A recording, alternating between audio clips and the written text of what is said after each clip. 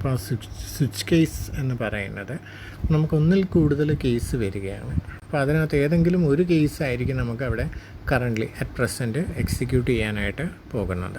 അപ്പോൾ അങ്ങനെയുള്ള സിറ്റുവേഷനിൽ നമുക്ക് യൂസ് ചെയ്യാൻ പറ്റുന്നതാണ് ഈ സ്വിച്ച് കേസ്.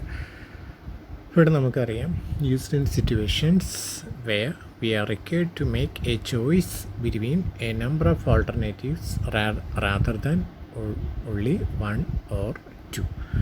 അപ്പോൾ ഒന്നോ രണ്ടോ അല്ല അതിൽ കൂടുതൽ ചോയ്സ് വരികയാണെങ്കിൽ അതിനെ നമുക്ക് ഡിസിഷൻ എടുക്കാൻ വേണ്ടിയിട്ട് യൂസ് ചെയ്യുന്നതാണ് switch case. The control statement that allows us to make a decision from the number of choices.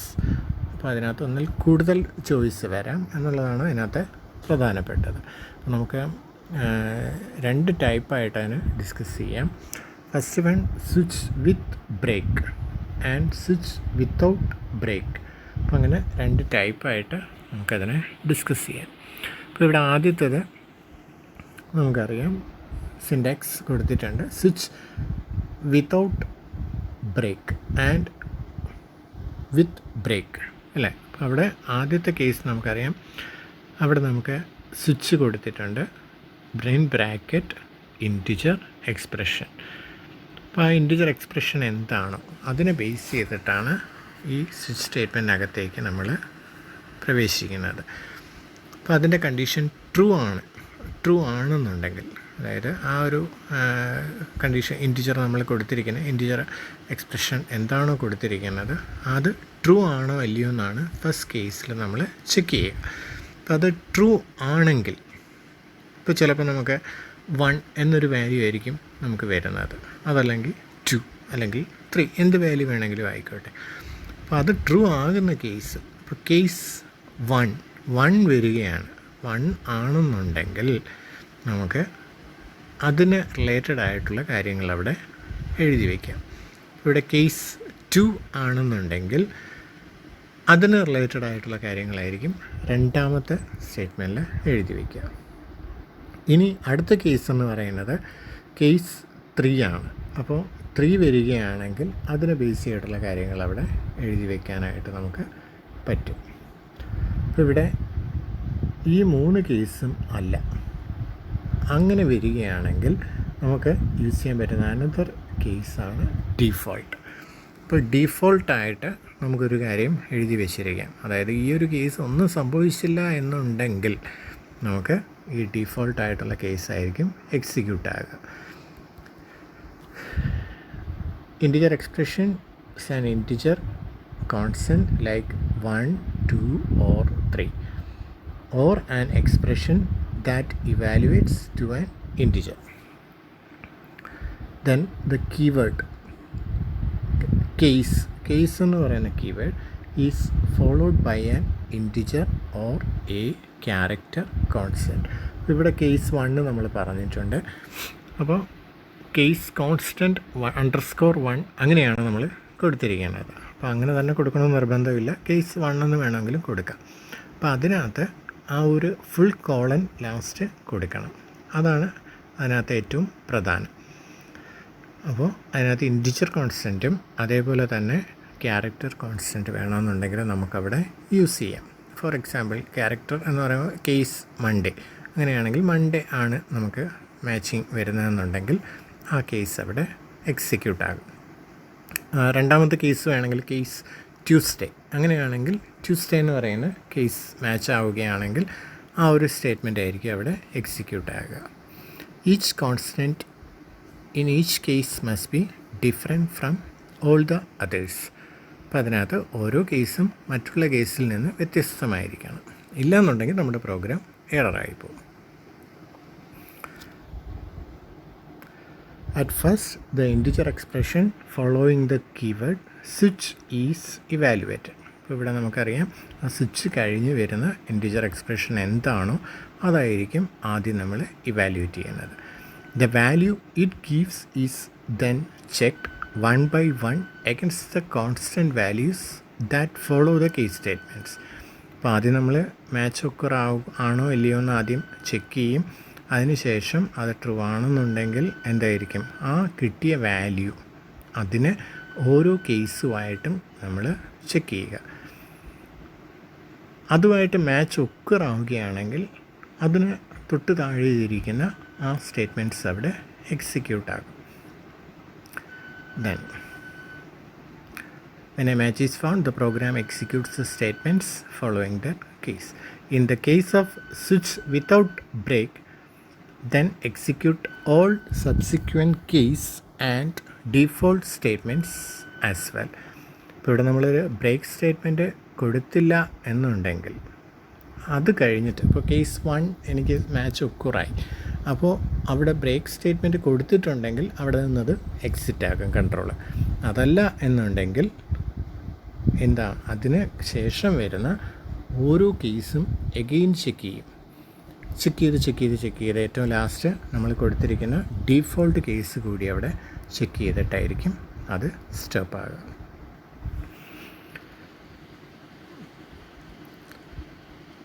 In case of switch with break, the control will get out of the switch by skipping all the subsequent keys including default. അപ്പോൾ break ഉണ്ടെന്നുണ്ടെങ്കിൽ മറ്റൊരു കേസിലും, അതായത് default case ഉൾപ്പെടെ ഒരു കേസിലും അത് execute ചെയ്യില്ല, ജസ്റ്റ് അത് സ്കിപ്പ് ചെയ്യും. If no match is found with any of the case statements, only the statement following the default are executed. ഇവിടെ നമ്മൾ പറഞ്ഞിരിക്കുന്ന first case, second case, third case ഇതൊന്നും മാച്ച് ആയില്ല എന്നുണ്ടെങ്കിൽ ഡിഫോൾട്ടായിട്ട് നമ്മൾ എന്ത് കേസാണോ പറഞ്ഞിരിക്കുന്നത് ആ കേസായിരിക്കും അവിടെ എക്സിക്യൂട്ട് ആകുക. അപ്പോൾ ഇവിടെ നമുക്കൊരു പ്രോഗ്രാം ഒന്ന് നോക്കാം.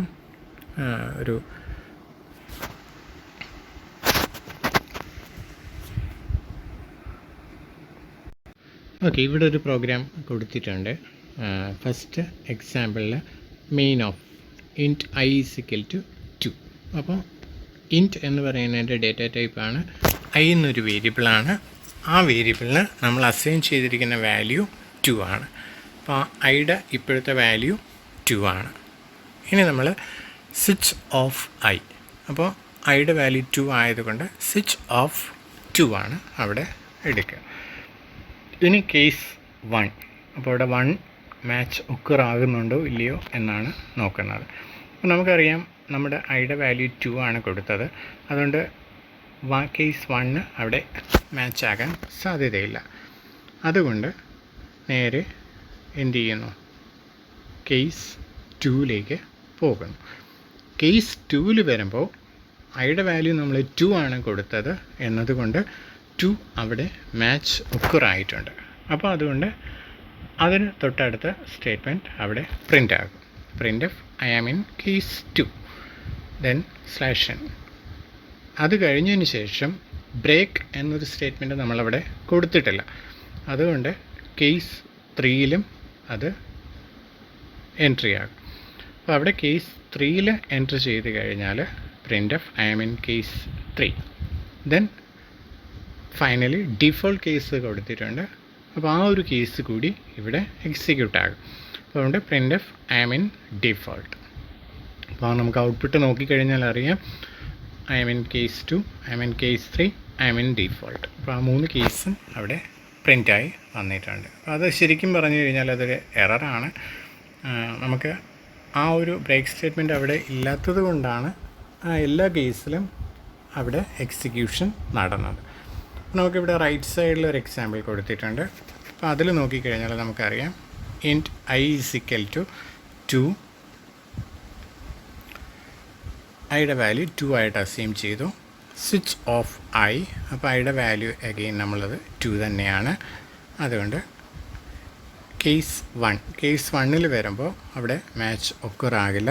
അതുകൊണ്ട് നമുക്ക് എന്ത് ചെയ്യാം, നേരെ കേസ് 2ലേക്ക് പോകാം. കേസ് 2ൽ വരുമ്പോൾ അവിടെ എന്തായിരിക്കും, മാച്ച് ഒക്കറായി കഴിഞ്ഞാൽ നമുക്ക് എന്ത് ചെയ്യാം, കേസ് 2-നകത്തേക്ക് പ്രവേശിക്കാം. അപ്പോൾ കേസ് 2-നകത്തേക്ക് വന്നു കഴിഞ്ഞാൽ print of I am in case 2, അപ്പോൾ ആ ഒരു സ്റ്റേറ്റ്മെൻറ്റ് അവിടെ പ്രിൻ്റ് ആകും. ദെൻ ബ്രേക്ക്, അവിടെയാണ് നമുക്ക് ആ വ്യത്യാസം കറക്റ്റ് അറിയാൻ പറ്റുന്നത്. ഇപ്പോൾ ഇവിടെ ഒരു ബ്രേക്ക് നമ്മൾ കൊടുത്തിട്ടുണ്ട്, അതുകൊണ്ട് എന്തായിരിക്കും, അവിടെ നിന്ന് എക്സിക്യൂഷൻ നേരെ സ്കിപ്പായിട്ട് ഏറ്റവും ലാസ്റ്റിലേക്ക് പോകും അല്ലേ. അപ്പോൾ last means print F I M in default അല്ല, അത് കഴിഞ്ഞിട്ടായിരിക്കും അതവിടെ വരിക. അപ്പോൾ അവിടെ എത്തിക്കഴിഞ്ഞാൽ അവിടെ അത് എക്സിക്യൂഷൻ സ്റ്റോപ്പ് ആകും. അപ്പോൾ അതുകൊണ്ടാണ് നമ്മുടെ output I M in case 2 എന്ന് വരാനായിട്ട് കാരണം. അപ്പോൾ അവിടെ കേസ് 2 വരുമ്പോഴാണ് മാച്ച് ഒക്കറായത് printf I M in case 2. അതിനുശേഷം ബ്രേക്ക് കൊടുത്തത് കൊണ്ട് അവിടെ നിന്ന് എക്സിക്യൂഷൻ സ്റ്റോപ്പ് ചെയ്തിട്ട് നമ്മുടെ ബ്രാക്കറ്റിന് പുറത്ത് വന്നു, അവിടെ അത് സ്റ്റോപ്പായി. ഇനി അനദർ എക്സാമ്പിൾ കൊടുത്തിട്ടുണ്ട്. അപ്പോൾ അതിനകത്ത് പറയുന്നത് no need to arrange the case in ascending order. നമ്മൾ വിചാരിക്കും നേരത്തെ എക്സാമ്പിളിൽ നമ്മൾ കേസ് 1, 2, 3 അങ്ങനെയൊക്കെ കൊടുത്തത് കൊണ്ട് അസെൻഡിങ് ഓർഡറോ അല്ലെങ്കിൽ ഏതെങ്കിലും ഒരു പർട്ടിക്കുലർ ഓർഡറിൽ മാത്രമേ നമുക്ക് കൊടുക്കാമോ എന്ന് ഒരു ഡൗട്ട് വരാം. അപ്പം ശരിക്കും അങ്ങനെയില്ല, നമുക്ക് എങ്ങനെ വേണമെന്നുണ്ടെങ്കിലും ആ കേസ് കൊടുക്കാം. കറക്റ്റായിട്ട് ആ മാച്ച് ഒക്കുറാകണം എന്ന് മാത്രമേ ഉള്ളൂ. ഒന്നും മാച്ച് ഒക്കുറായില്ലെങ്കിൽ ഡിഫോൾട്ട് കേസ് അവിടെ പ്രിൻ്റ് ആകും. അപ്പോൾ ഇവിടെ നമുക്കറിയാം int I is equal to 22, then switch I. അപ്പോൾ ഐയുടെ വാല്യൂ അവിടെ 22 ആയി. കേസ് 121 ആണോ? അല്ല.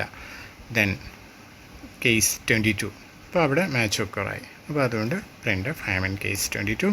ദെൻ ബ്രേക്ക് കൊടുത്തു കഴിഞ്ഞാൽ അവിടെ നിന്ന് ഫുള്ളി എക്സിറ്റ് ആവും, അവിടെ അത് സ്റ്റോപ്പ് ആവും. Then allowed to use character values in case and switch. Characters are replace with ASCII values. ASCII value നമുക്കറിയാം American standard code for information interchange. അതിനകത്ത് അതിന് ഓരോ ലെറ്ററിനും നമുക്ക് കറസ്പോണ്ടിങ് ആയിട്ട് ആസ്കി കോഡ് വാല്യൂസ് കൊടുത്തിട്ടുണ്ട്. അതിനെ ബേസ് ചെയ്ത് മാത്രമേ അത് വർക്ക് ചെയ്യുള്ളൂ. അപ്പോൾ ഇവിടെ character CH, print F enter any of the alphabet A, B or C. സ്കാനപ്പ് %C %CH. അപ്പോൾ അതിനകത്ത് എയോ ബിയോ സിയോ ഏതെങ്കിലും ഒരു ക്യാരക്ടർ നമ്മൾ എൻ്റർ ചെയ്യണം. അത് ക്യാപിറ്റൽ ആകാം, സ്മോൾ ലെറ്റർ ആകാം. അപ്പോൾ അതിന് സ്വിച്ച് ഓഫ് CH. അപ്പോൾ ആ CH എന്ന് പറയുന്നത് ക്യാരക്ടർ ഡാറ്റ ടൈപ്പാണ് അവിടെ കൊടുത്തിരിക്കുന്നത്. അപ്പോൾ അതിലേക്ക് റീഡ് ചെയ്തെടുക്കുക. ദെൻ കേസ് A, അത് സിംഗിൾ കോട്ട്സിലാണ് കൊടുക്കേണ്ടത്. ദെൻ കോളൻ, ആ ഒരു കേസോ അതല്ല ക്യാപിറ്റൽ ലെറ്റർ എയോ. അപ്പോൾ ആ രണ്ട് കേസും അവിടെ വരാം, അതുകൊണ്ടാണ് അങ്ങനെ കൊടുത്തിരിക്കുന്നത്. രണ്ട് കേസും കൂടെ ഒരുമിച്ച് കൊടുത്തേക്കുന്നതേ ഉള്ളൂ. Then case capital letter A, അതും സിംഗിൾ കോട്ട്സിലാണ് കൊടുത്തിരിക്കുന്നത്. Print f A is in Azure, A as in Azure. Then break. അപ്പോൾ അത് ക്യാപിറ്റൽ ലെറ്റർ എയോ സ്മോൾ ലെറ്റർ എയോ വരികയാണെങ്കിൽ ആ ഒരു മെസ്സേജ് അവിടെ പ്രിൻ്റ് ആകും. അതിനുശേഷം അവിടെ സ്റ്റോപ്പ് ആകും. അതല്ല A അല്ല B ആണ് നമ്മൾ എൻറ്റർ ചെയ്തതെങ്കിൽ കേസ് ബിയിലേക്ക് അവിടെ കൺട്രോൾ വരും. അപ്പോൾ case B small letter B അല്ലാന്നുണ്ടെങ്കിൽ ക്യാപിറ്റൽ ലെറ്റർ B. രണ്ട് കേസ് വന്നു കഴിഞ്ഞാലും ഒരേ സ്റ്റേറ്റ്മെൻറ്റാണ് നമ്മൾ പ്രിൻ്റ് ചെയ്യിക്കുക. Print F B as in brain. അതല്ല C ആണെങ്കിൽ C കൊടുക്കുക. അപ്പോൾ ഡിഫോൾട്ട് ഒന്നും കൊടുത്തിട്ടില്ലെങ്കിൽ ഇതൊന്നും വന്നില്ല എന്നുണ്ടെങ്കിൽ ഒരു മെസ്സേജ് അവിടെ പ്രിൻ്റ് ആകില്ല. അപ്പോൾ ഇത്രയാണ് ആ ഇഫ് സ്റ്റേറ്റ്മെൻറ്റ്.